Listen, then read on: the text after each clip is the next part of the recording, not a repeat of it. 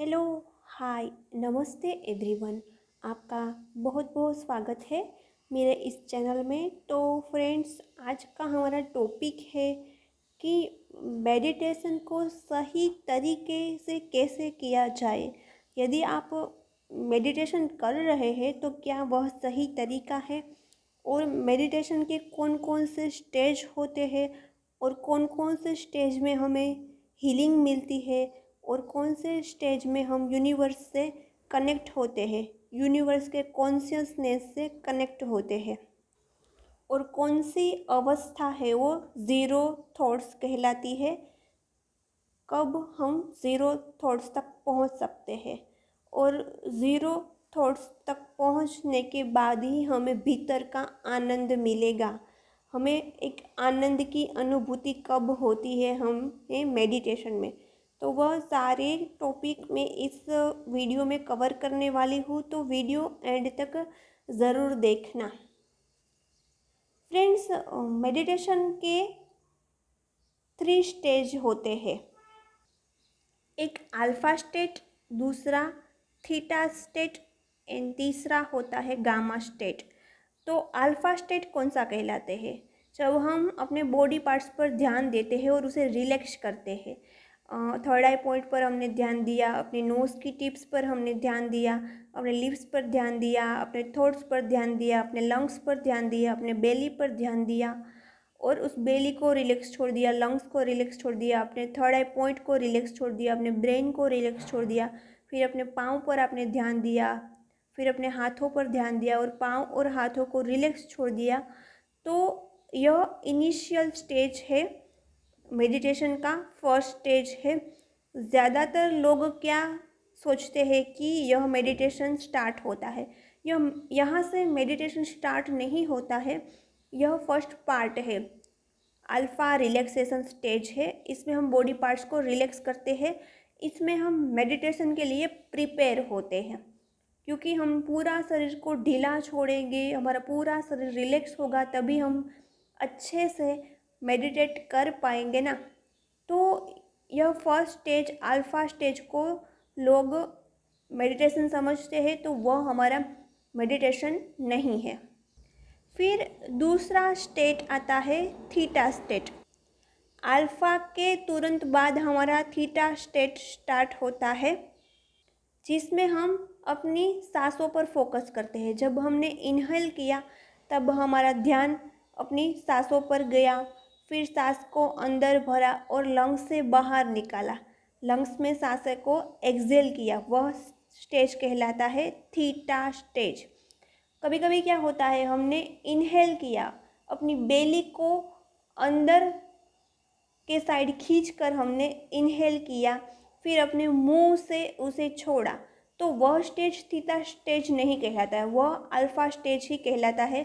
क्योंकि हम सांस को अंदर भरते हैं, फिर हम उसे मुंह से छोड़ते हैं, तो हमारी लंग्स और हमारी बेली है वह रिलैक्स होती है, वह रिलैक्सेशन का एक स्टेज है, वह थीटा स्टेज नहीं कहलाता है, वह अल्फा स्टेज कहलाता है। देन आता है थीटा स्टेज। थीटा स्टेज में हम क्या करते हैं, सांसों को अंदर लेते हैं, फिर सांसों को छोड़ते हैं।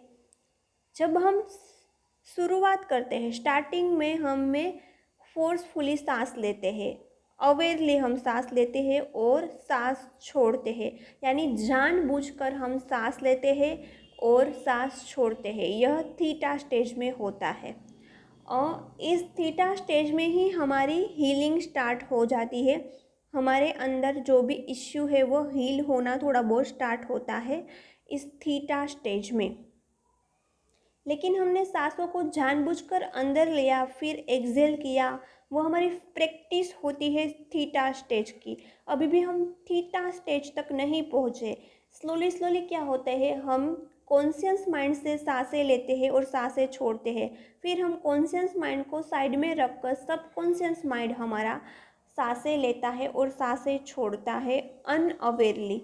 तब हम जानबूझकर सांसें नहीं लेते हैं, तो वह कहलाता है थीटा स्टेज। वो हम थीटा स्टेज तक पहुंच गए हैं, उस मेडिटेशन में थीटा स्टेज पर तक पहुंच गए हैं।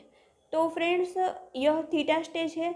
लेकिन हम सांसों पर फोकस करते हैं तो यह हमारी प्राण ऊर्जा यानी यूनिवर्सल की जो प्राण ऊर्जा है वह हमारे सुषुम्ना नाड़ी में एंटर होती है और सुषुम्ना नाड़ी से वह पूरे बॉडी में प्राण ऊर्जा है वो स्प्रेड होती है, फैलती है पूरे बॉडी में। और सांसों पर फोकस करते करते जैसे सुषुम्ना नाड़ी से पूरे बॉडी में प्राण ऊर्जा फैलती है तो वहाँ से हमें एनर्जी मिलती है और इस एनर्जी से हमें पूरे बॉडी में हीलिंग मिलती है। और हम कोई डिसीज़ से यदि जूझ रहे हैं, हमारे बॉडी में कोई डिसीज़ है तो उसे भी वहाँ से हीलिंग मिल जाएगी। इस प्राण ऊर्जा जो बॉडी में स्प्रेड होती है जब हम सांसों पर फोकस करते हैं थीटा स्टेज में, तब हमारे पूरे बॉडी को हीलिंग मिलेगी। हमारे अंदर कोई डिसीज़ है तो उससे भी हीलिंग मिलेगी। और फ्रेंड्स, हम जब सांसों पर फोकस करते हैं तो हम वायु तत्व पर कनेक्ट होते हैं, वायु तत्व से कनेक्ट होते हैं। आपको पता ही है आपका बॉडी है वो पंचभूतों से बना हुआ है, जल, आकाश, पृथ्वी, अग्नि एंड वायु। उसमें से वायु तत्व और आकाश तत्व है जिसके साथ हमें ज़्यादा कनेक्टिविटी बढ़ानी होती है। क्योंकि हमारा देह है वो मिट्टी से बना है, हम जानते हैं, तो हम ज़्यादातर धरती से कनेक्टेड होते ही है। कुछ लोग होते हैं, कुछ लोग कम होते हैं, कुछ लोग ज़्यादा होते हैं। और अग्नि, जो जठर अग्नि होती है हमारे बॉडी में, जिससे डाइजेस्टिव पावर बढ़ता है, वो तो हमारे बॉडी में ऑलरेडी होता ही है। पानी हम डेली लेते हैं तो पानी भी हमारे पूरे बॉडी में होते ही है। लेकिन जब हम एंगर, फ्रस्ट्रेशन, इतने सारे इमोशंस से जूझ रहे होते हैं तब हम वायु तत्व से डिसकनेक्टेड फील करते हैं। तो हम सांसों पर जितना फोकस करेंगे उतना कनेक्टिविटी बढ़ेगी वायु तत्व पर। तो आपकी बॉडी धरती से कनेक्ट है, अग्नि से कनेक्ट है, पानी से कनेक्ट है और सांसों पर आप फोकस कर देंगे। आप ज़्यादा एंगर, फ्रस्ट्रेशन वाली फीलिंग्स में नहीं है और मेडिटेशन स्टार्ट करेंगे, सांसों पर फोकस करेंगे तो आप वायु तत्व से भी कनेक्ट हो जाएंगे। लेकिन आप आकाश तत्व से कब कनेक्ट होगे?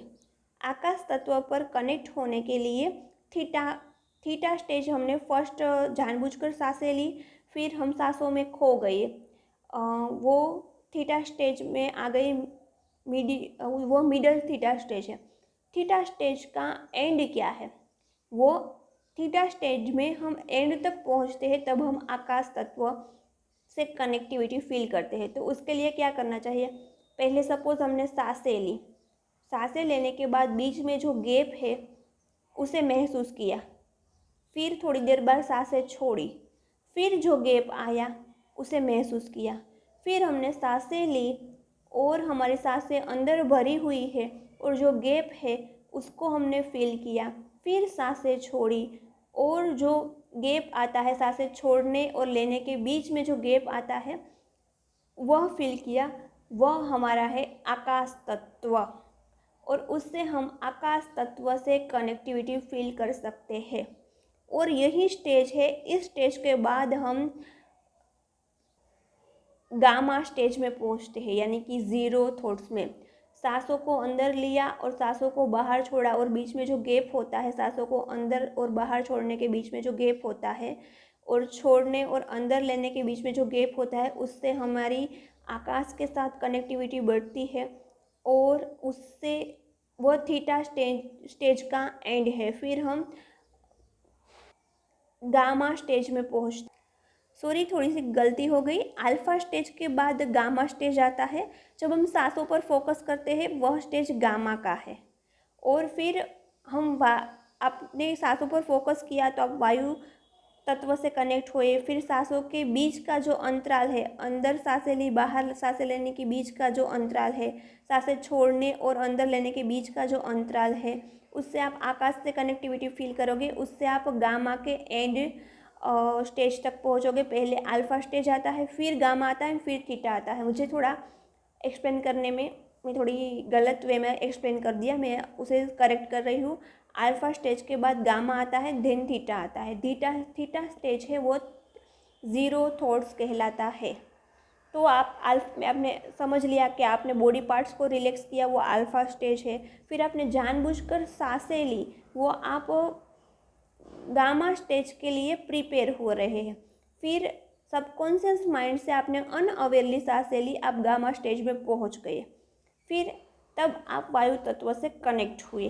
फिर आपने सांसों को अंदर लिया और छोड़े के बीच में जो को स्टेज है वहाँ से आप आकाश तत्व से कनेक्ट होते हैं, वहाँ आप गामा स्टेज में एंड तक पहुँच गए। फिर स्टार्ट होता है आपका zero thoughts theta stage, zero thoughts process. Zero thoughts process में क्या होता है, हमारा फोकस सिर्फ और सिर्फ आँखों के पीछे थर्ड आई पॉइंट पर रहता है। हम सांसों में खो जाते हैं, हमें पता भी नहीं चलता कि कब सांसें अंदर आती है कब सांसें बाहर आती है। उस स्टेज को ज़ीरो थॉट्स कहलाता है। और यह स्टेज में हम अंदर के आनंद की भूति पाते हैं, यानी हम अंदर के आनंद को महसूस करते हैं। कौन से स्टेज में? ज़ीरो थॉट्स प्रोसेस में। इस प्रोसेस को ज़ीरो थॉट्स कहलाता है। आपने समझ में आ गया। पहले आप बॉडी पार्ट्स को रिलैक्स किया, आप मेडिटेशन के लिए प्रिपेयर हो रहे हैं, वह आपका मेडिटेशन नहीं है। और रिलैक्सेशन के बाद ही आप गामा स्टेज में पहुंचते हैं। इनिशियली आप जानबूझकर सांसें लेते हैं, वो गामा स्टेज के लिए प्रिपेयर हो रहे हैं। फिर जानबूझकर सांसें नहीं लेते हैं, सबकॉन्शियसली सांसें लेते हैं, तो आप गामा स्टेज में पहुंच गए होते हैं। फिर सांसों के बीच के जो अंतराल होते हैं, सांसों के बीच में उस पर फोकस करते हैं, यानी आप आकाश तत्व से जुड़ जाते हैं और आप गामा स्टेज के एंड तक पहुंच जाते हैं। फिर आप सांसें लेते लेते सांसों में खो जाते हैं।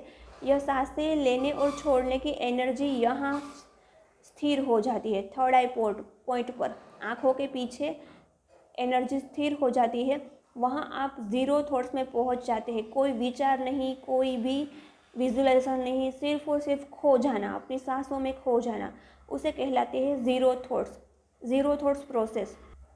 और यह ज़ीरो थॉट प्रोसेस है ना, वही सही मेडिटेशन है। उसमें आप बहुत ज़्यादा प्राण ऊर्जा को प्राप्त करते हैं, बॉडी की हीलिंग होती है, आपको सारी हीलिंग मिलती है, आप बहुत ऊर्जावान फील करते हैं। लेकिन उसके लिए, ज़ीरो थॉट्स के लिए आपके इमोशंस पर कंट्रोल होना चाहिए। आपको कभी भी गुस्सा नहीं आना चाहिए। जब भी आप फ्रस्ट्रेटेड फील करते हैं, एंगर फील करते हैं, तब आप ज़ीरो थॉट्स तक नहीं पहुंच पाते, यानी कि आप डीप मेडिटेशन नहीं कर पाते हैं। आपको समझ में आ गया कि कौन सा वायु तत्व है, कौन सा आकाश तत्व है, कब वायु तत्व से आप कनेक्ट फील करते हैं, कब आकाश तत्व से आप कनेक्ट फील करते हैं, कब आप ज़ीरो थॉट्स पर पहुंचते हैं, अपने सांसों पे खो जाना। फ्रेंड्स, मैं 4 साल से एक मेडिटेशन कर रही हूँ, वो बेस्ट मेडिटेशन है अपनी सांसों में खो जाना। उस मेडिटेशन की लिंक मैं डिस्क्रिप्शन बॉक्स में, कमेंट बॉक्स में डाल दूँगी, वहाँ से चेक कर लेना। चेक करने से पहले चैनल को भी सब्सक्राइब कर लेना। वह मेडिटेशन बहुत ज़्यादा इफ़ेक्टिव है। वह मेडिटेशन से आप ज़ीरो थॉट्स तक आसानी से पहुँच सकते हैं। तो वह मेडिटेशन देखने से पहले सब्सक्राइब कर लेना और कमेंट करना मत भूलना कि आपको यह वीडियो कैसा लगा। ओके, बाय बाय, मिलते हैं नेक्स्ट वीडियो में।